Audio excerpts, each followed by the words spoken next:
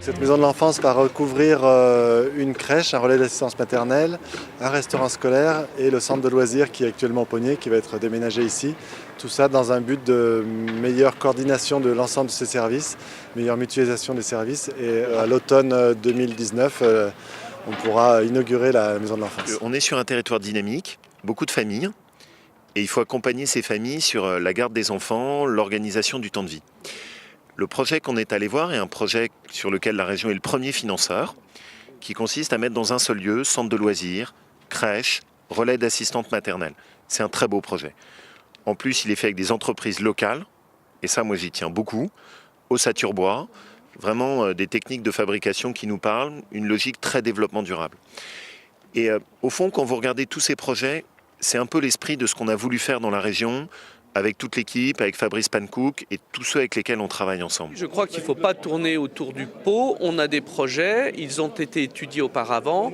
Une fois qu'ils sont prêts, il faut y aller, il faut les financer et faire avancer la machine tout simplement. Je crois que le blabla, le côté trop administratif, cette pesanteur que l'on a connue pendant des années et même des dizaines d'années, il faut mettre ça de côté, il faut être concret et pragmatique. Et on est dans la poursuite finalement parce qu'on voit qu'il y a déjà beaucoup d'argent qui a été consacré sur ce territoire pour accompagner les investissements.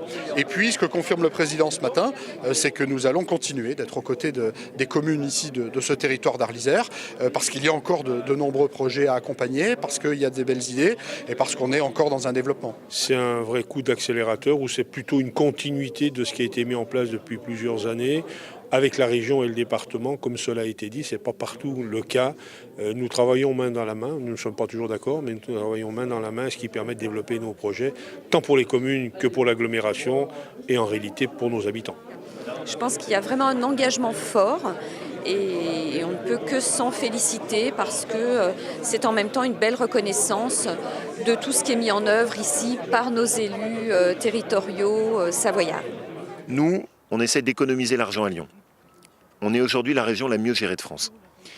Et l'argent qu'on a économisé sur le gaspillage de l'argent public, ça nous permet de le remettre sur nos territoires, directement en Savoie, et sur des projets qui sont dans la vie quotidienne de nos compatriotes. Des entreprises qu'on aide pour créer de l'emploi, le développement des stations de ski, pour continuer la dynamique en Savoie, mais aussi l'accompagnement des associations, des crèches, les pôles de formation pour nos jeunes. Et ça, c'est tout notre état d'esprit. Notre état d'esprit, c'est que je veux que la région, elle ne se pilote pas depuis Lyon, mais qu'elle se pilote depuis le terrain. Et la Savoie n'a jamais été autant aidée par la région. C'est plus de 200 millions d'euros qu'on a injectés dans l'économie savoyarde en 3 ans.